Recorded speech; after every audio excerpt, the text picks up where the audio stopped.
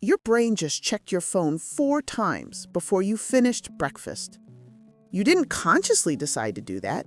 Your dopamine system did. And that's exactly how social media companies designed it to work. Your brain has been hijacked, and you didn't even notice it happening. I'm going to explain exactly how social media platforms engineered their apps to exploit your brain's reward system, why you can't stop scrolling even when you desperately want to, and most importantly, how to take your brain back.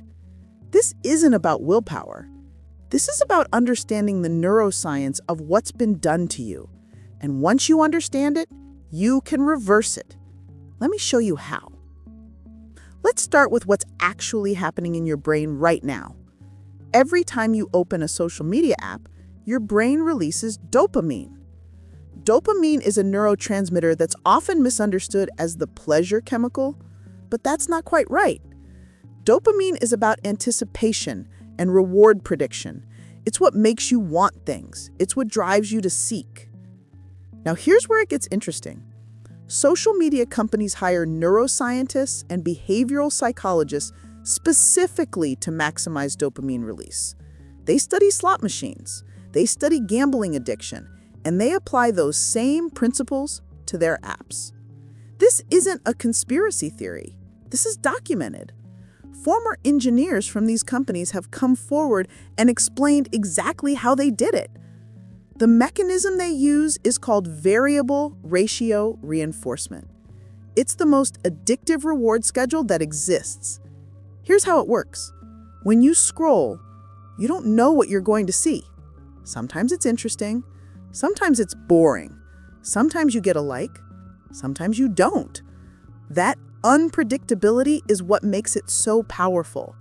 If you got a like every single time you posted, your brain would adapt and stop caring. If you never got likes, you'd stop posting. But when you get likes sometimes, unpredictably, your brain stays hooked. It keeps pulling that lever, hoping this time will be the time. This is why slot machines are more addictive than any other form of gambling. And this is why you can't stop scrolling. Your brain is not weak. Your brain is doing exactly what evolution designed it to do: seek rewards. The problem is, social media hacked that system. They created a synthetic environment that triggers your reward pathways thousands of times a day. And your brain wasn't built to handle that. Let me walk you through what happens when someone removes social media from their life for 90 days.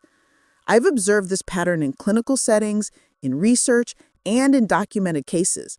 The process follows predictable stages, and understanding these stages helps you navigate them. Week 1 is withdrawal. And yes, it's real withdrawal. Your brain has been getting dopamine hits every few minutes for years. When you remove that source, your dopamine levels crash. This manifests as anxiety, restlessness, boredom, and what feels like physical discomfort. You'll reach for your phone automatically. Your thumb will go to where the app used to be. That's not habit. That's your brain seeking the chemical it's been conditioned to expect. During this first week, you're going to feel like you're missing something important. That's FOMO, fear of missing out. But here's what you need to understand from a psychological perspective.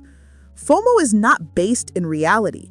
It's based in the illusion that everyone else is having experiences and conversations that you're being excluded from. Social media creates this illusion on purpose. It makes you believe that other people's curated highlight reels are their actual lives and that you're falling behind by not participating. Week 2, the discomfort intensifies before it gets better. This is called an extinction burst in behavioral psychology.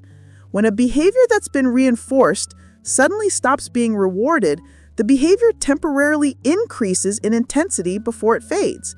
You'll feel more compelled to check your phone, not less. This is your brain's last-ditch effort to get the reward it expects. If you can push through this phase, you break the cycle. By week 3, something shifts. Your attention span starts returning. This is neuroplasticity in action.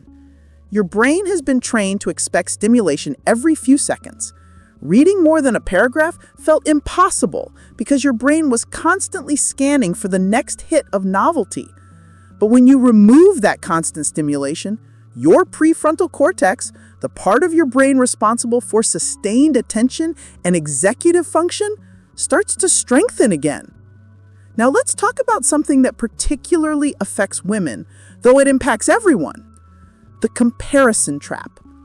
Social comparison theory tells us that humans naturally evaluate themselves relative to others. That's normal. But social media puts you in a position where you're comparing yourself to hundreds or thousands of people every single day. And you're not comparing to reality. You're comparing to filtered, edited, curated versions of reality. For women especially, this creates what I call comparison fatigue. You're comparing your body to edited bodies, your life to highlight reels, your real moment to someone else's best moment. And your brain doesn't distinguish between real comparison and false comparison. It just registers that you're coming up short, over and over and over. That chronic sense of inadequacy, it's not about you. It's about the volume and falseness of comparisons you're being subjected to. Between weeks 4 and 6, patients report something profound. The mental space that was occupied by social media starts filling with other things, thoughts you didn't know you had, interests you forgot you enjoyed, presence in actual moments. Your nervous system begins to regulate. See, constant scrolling keeps your brain in a low-level stress state. Your amygdala, your brain's threat detection system, is processing hundreds of faces, scenarios, and pieces of information. That's not what it evolved to do. It evolved to process maybe 50 to 150 people in a tribal setting, not thousands of strangers daily. When you remove that overload, your nervous system can finally rest. Anxiety that you thought was just part of your personality often decreases significantly. That's not because you suddenly became a different person. It's because you removed a chronic stressor that your brain was interpreting as danger. By month 3, the transformation is measurable. Attention span improves, sleep quality improves because you're not flooding your brain with blue light and stimulation before bed. Decision-making improves because you're not experiencing decision fatigue from processing hundreds of micro-choices every time you scroll. And most importantly, your sense of self starts to solidify again. Here's something crucial to understand. When you're constantly performing your life for an audience, even an invisible one, you lose touch with who you actually are versus who you're presenting yourself to be. You start making choices based on how they'll look rather than how they'll feel. You start valuing external validation over internal validation.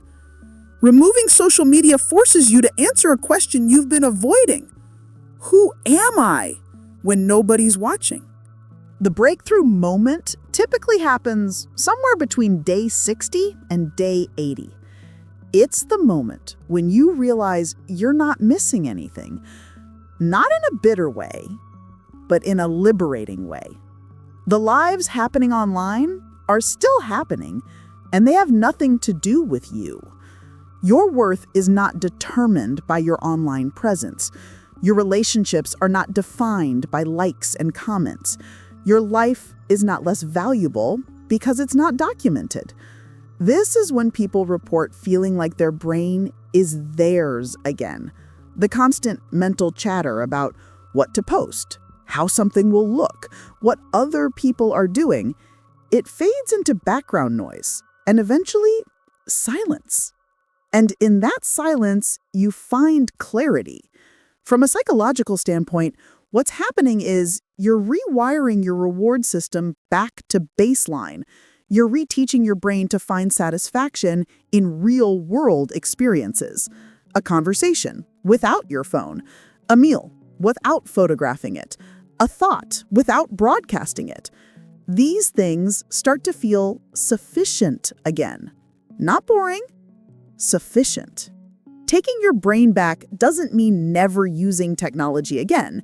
It means understanding what these platforms are designed to do to you and making informed choices about your exposure. The 90-day reset I've outlined here is based on how long it takes to break an entrenched behavioral pattern and allow your dopamine system to recalibrate. You are not addicted because you're weak. You're addicted because billion-dollar companies employed the smartest behavioral psychologists in the world to make you addicted. But now that you understand the mechanism, you have the power to break it. If you're ready to understand your brain and take control back, subscribe for more psychology that actually explains what's happening to you. Next video breaks down why your brain lies to you about your memories.